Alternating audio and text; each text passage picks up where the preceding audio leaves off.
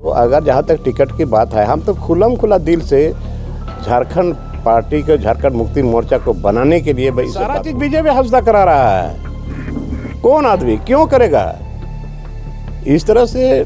ऐसा राजनीति हमारा दिल में नहीं है। मैं नहीं चाहता हूँ किसी से ये करने का। ये तो कौन वही करा रहा है, सब सामने बात आ गई। तो उसी को अगर टिकट देता है तो हमको तो कुछ सोचना पड़ेगा पार्टी के हित में। झारखंड में 2024 का चुनाव होना है और ऐसे में अगर हम राजमहल लोकसभा सीट की बात करें तो यहाँ पर बीजेपी का जो है इस बार दावा है कि राजमहल लोकसभा सीट बीजेपी के खाते में जाएगी। तो वहीं झारखंड मुक्ति मोर्चा का भी दावा है कि इस जो है राजमहल लोकसभा सीट पहले भी उनके लिए सुरक्षित था और अब भी सुरक्षित है। ऐसे में ये सवाल उठता है कि राजमहल लोकसभा सीट आखिर किसके पाले में जाएगी। मेरे साथ यहाँ पर जो है लोबिन हेम्ब्रम जी है, जो बोरियो के विधायक हैं और झारखंड मुक्ति मोर्चा के वरिष्ठ नेता हैं। उन्होंने आज यहाँ पर जो है अपने आवासीय कार्यालय में एक बैठक भी बुलाया गया था। सर, आज आप लोग यहाँ पर बैठक बुलाए थे, इस बैठक का मुख्य उद्देश्य क्या था? देखिए, क्योंकि मैं आज ही रांची से आया हूँ और कल ही आपने फोन किया था सब जगह कि हम लोग कुछ बात करना चाहते हैं। देखिए, आप जानते हैं कि हम शुरू से झारखंड मुक्ति मोर्चा के हैं और बहुत पुराने विधायक हैं और अभी लोकसभा का चुनाव होना है।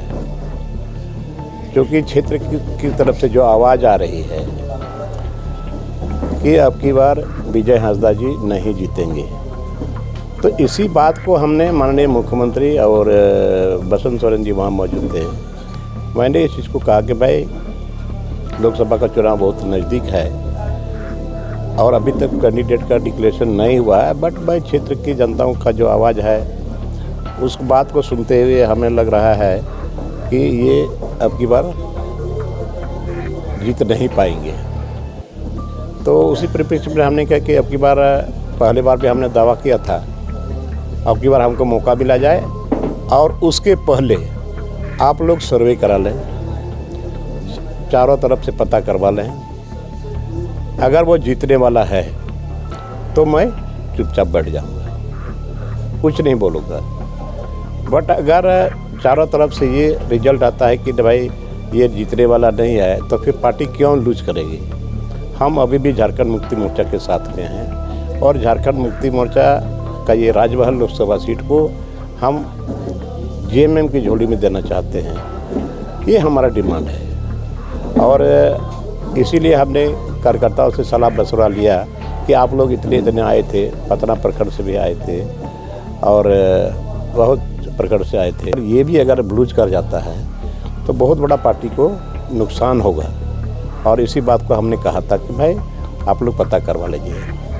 तो देखते हैं, अगर पार्टी उसी को अगर टिकट देता है तो हमको तो कुछ सोचना पड़ेगा पार्टी के हित में। और अभी भी हम पार्टी के हित में ही बोल रहे हैं और हमको नहीं दे करके अगर उनको दिया तब तो फिर जो जनता की आवाज़ है उसके मुताबिक हम आगे के कदम बढ़ाएंगे।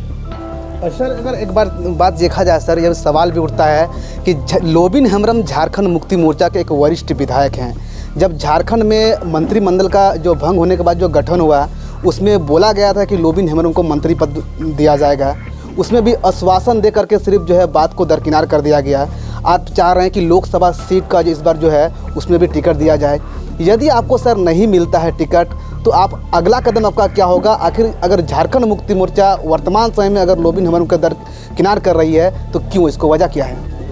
देखिए, आप क्या वजह है नहीं है तो मैं नहीं बता सकता हूँ, बट मैं बराबर पार्टी के हित में मैं बोलते रहा है। चाहे यहाँ जल जंगल की लड़ाई हो, चाहे यहाँ CT एक्ट हो, SPT एक्ट हो, पी पैसा एक्ट हो, इसके लिए हम बराबर आवाज़ बुलंद करते रहे हैं और बट उसमें भी आज तक कोई अनुपालन नहीं हुआ, धरातल पर कोई काम नहीं हुआ। यही सब चीज़ तो आप बोलते रहे हैं।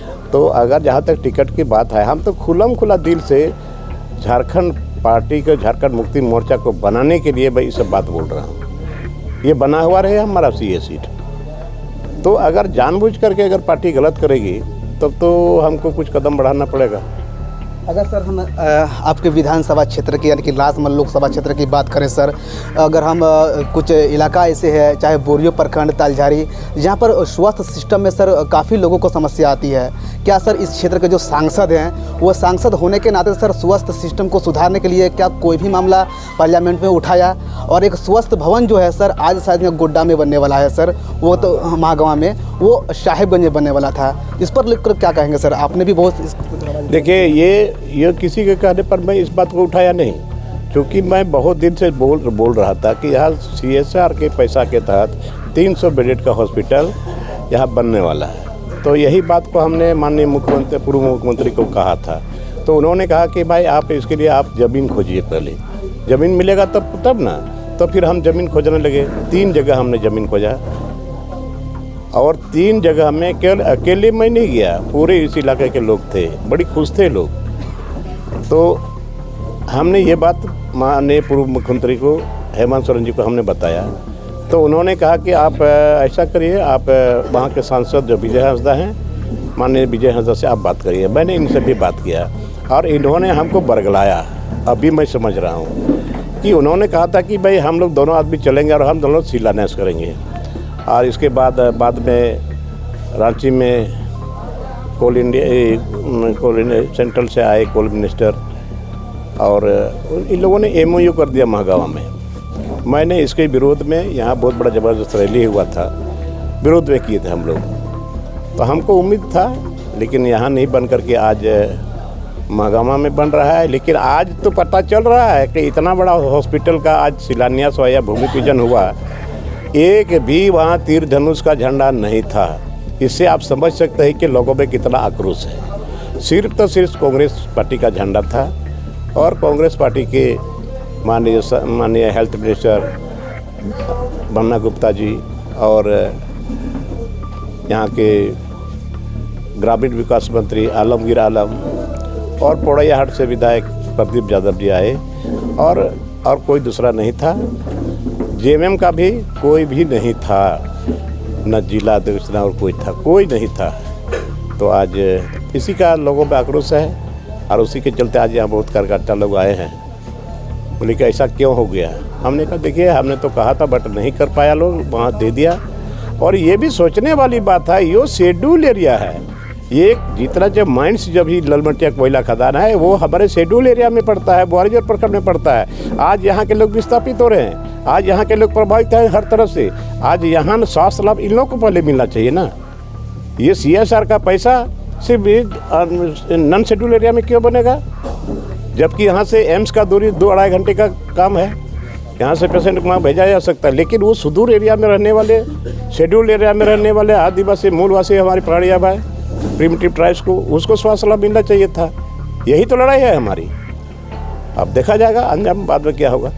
सर तीसरा सवाल मेरा ये है सर कि पूरे झारखंड में जिस प्रकार जो है बीजेपी के हमलावर होने के बाद आपके जो मुख्यमंत्री है, पूर्व मुख्यमंत्री हेमंत सोरेन जी थे, उनको इस्तीफ़ा देना पड़ा और वो अभी फ़िलहाल जो है जेल में है।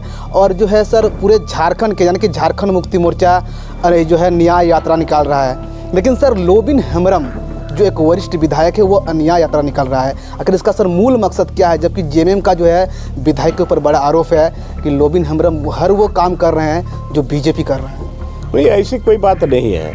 मैंने माननीय पूर्व मुख्यमंत्री हेमंत सोरेन जी को मैंने आगाह कर दिया था, आगाह किया था कि आपको लोग बदनाम कर दिए, आपके अगल बगल में रहने वाले लोग उनको आपको बदनाम कर दिए, और आपकी बदनामी और माननीय गुरुजी का बदनामी मैं बर्दाश्त नहीं करने वाला हूँ।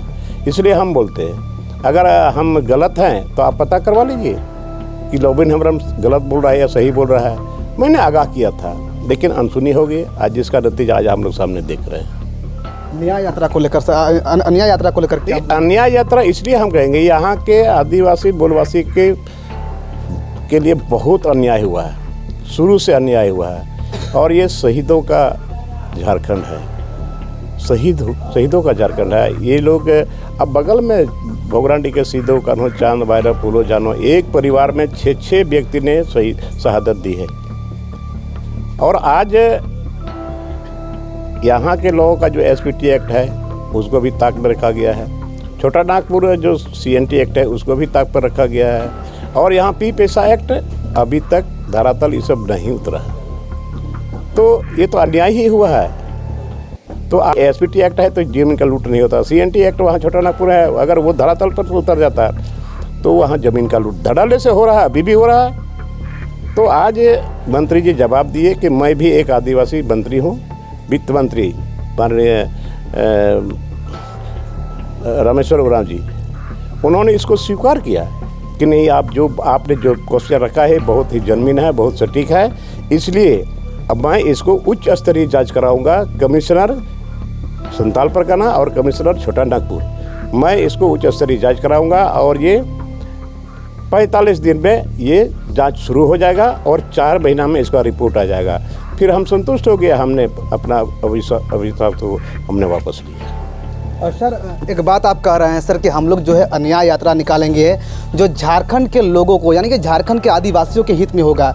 लेकिन सर बीते दिनों एक वीडियो सोशल मीडिया पर वायरल हो रहा है जो अजय हेम्ब्रम जी का बताया जा रहा है। उनके गाड़ी पर कुछ जेएमएम के कार्यकर्ता रोक करके जो सर अभद्र व्यवहार करते हैं और कहते हैं कि जो है आप लोग अन्याय यात्रा निकाल रहे हैं, हेमंत सोरेन के खिलाफ निकाल रहे हैं, जेएमएम के खिलाफ निकाल रहे हैं। इससे क्या समझा जाए सर? कोई खिलाफ की बात नहीं है, कहाँ से खिलाफ हो गया? आज हमारा लड़का अजय हेम्ब्रम जा रहा था सुंदर पहाड़ी में, वहाँ के प्रधान लोगों ने उनको आमंत्रित किया था, रास्ते में गाड़ी रोक दिया गया और ये जान गए कि वहाँ पर लोग गाड़ी रोकेगा तो गाड़ी को बगल में रख करके दूर जगह में रख करके वो मोटरसाइकिल से वहाँ चला गया। मतलब इन लोगों का प्लानिंग था कुछ हम करें। और ये भी हमको बाद में खबर मिली, गुप्त सूचना हमको मिली कि आप भी बरहेट पे जो करेंगे न्याय यात्रा दौरान आपको भी रोका जाएगा।